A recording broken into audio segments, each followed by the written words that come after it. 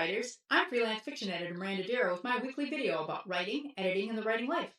I'm a writing craft book devotee, having a huge collection of books on writing craft, and I post a review of one of them each month. And so this month's book is Writing the Intimate Character by Jordan Rosenfeld. The subtitle is Creating Unique, Compelling Characters Through Mastery of Point of View. So a few months ago, I reviewed a book on point of view by Alice Raisley. This one is also about POV, but it's about the specific tie between character and POV. There are craft books that teach you how to plot, there are craft books that teach you structure, and then there are craft books that quietly ask, but do we care? Writing the Intimate Character by Jordan Rosenfeld is firmly in that third category, and I mean it as the highest compliment. If you want readers to bond deeply with your protagonist and feel their interior world rather than just observe it, this book is a practical, grounded guide to building emotional intimacy on the page by using Deep POV. And no, it doesn't mean overriding feelings. It means precision. Jordan Rosenfeld's central thesis in writing the intimate character is intimacy in fiction comes from closeness, emotional, psychological, and sensory. Not melodrama, not confession dumps, not paragraphs of abstract rumination. Closeness, intimacy. She walks writers through how to create that closeness through interior monologue, sensory detail, deep point of view, emotional layering, and vulnerability in action. If you've ever gotten feedback on your writing, like I don't feel connected to the character, this book may be a good diagnostic tool. Some of the major craft takeaways are first, interior depth isn't the same as over-explaining. One of Rosenfeld's most helpful clarifications is that intimacy does not mean telling the readers what a character feels in tidy summaries. Rosenfeld emphasizes dramatized interiority, showing how the emotion moves through their body and mind.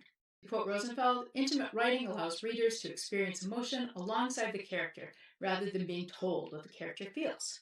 Here's a writer exercise. Instead of she was nervous telling us, show it. Say, what physical sensation hits first? What thought flickers through? What memory surfaces? What does she almost say, but then doesn't? Intimacy lives in those micro movements. Number 2, use the body as an emotional instrument. Rosenfeld repeatedly returns to the idea that emotion is physical. Readers connect more deeply when feelings manifest through tight throats, heat rising in the cheeks, trembling fingers, breathing patterns. But here's the nuance. It's not about cliche physical cues. It's about specificity. The body is the gateway to emotional truth. When writers rely only on abstract emotion words, the scene flattens. When we let emotions ripple through the body, it lets readers in. Point number 3, vulnerability creates reader investment. Characters don't become intimate because they're likable. They become intimate because they're vulnerable. Rosenfeld makes a strong case that readers bond when characters reveal contradictions, fail privately, long for something they're afraid to pursue. To quote Rosenfeld, intimacy develops when a character risks exposure. Notice that word, risk. If your protagonist is emotionally armored, never seen, readers can admire them, but they won't really get attached. Here's a writer exercise. In your next scene, ask, what does the character not want anyone to see? Can it leak out anyway? Point number 4, point of view is an intimacy dial. This section is especially useful for writers revising POV choices. Rosenfeld explains how narrative distance shapes emotional closeness. Deep POV naturally increases intimacy, but even third-person limited can feel distant if it's filtered through too many summaries rather than lived experiences. Writers should aim to reduce filtering language like she saw, he noticed, she felt. Instead, just let the readers experience that moment directly. I make this suggestion as an editor all the time. Rosenfeld says the closer the narrative distance, the stronger the reader's emotional bond will be with the character. As an editor, I cannot overstate how powerful this shift can be in revision. I've got a list on my website of filter words that can inject unwanted emotional distance in your writing that, if you remove them, can bring the readers to closer POV with your characters. And I will include a link to that handout in the video's description. Point number 5, intimacy doesn't mean slowing the story. One of my favorite aspects of this book is that Rosenfeld never suggests intimacy requires long, meandering emotional paragraphs. Intimacy can happen mid-conflict, mid-argument, mid-battle. You do not need to pause the plot to add emotion. Weave it in. Here's a craft tip.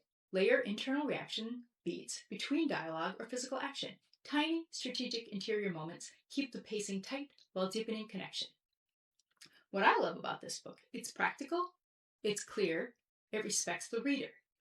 Rosenfeld doesn't encourage emotional excess, she encourages emotional clarity. She understands that intimacy is not about making everything dramatic, it's about making it specific.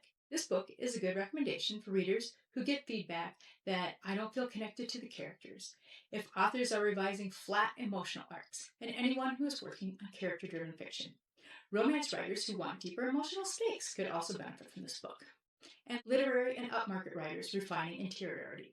It's also an excellent companion to structure focused craft books. Once you know what happens in your story, this book will help ensure that readers care when it happens. Some final thoughts. Writing the intimate character reminds us that plot may hook readers, but emotional intimacy will keep them hooked. When readers feel seen, understood, reflected, they stay. And Rosenfeld gives the tools that create that bond intentionally, not accidentally. If your goal is to write fiction that lingers, the kind that readers close slowly because they need a minute, this book belongs on your Writing Craft shelf. And yes, I've highlighted a bunch of it. Be sure to like and subscribe. This is freelance fiction editor Miranda wishing you happy writing.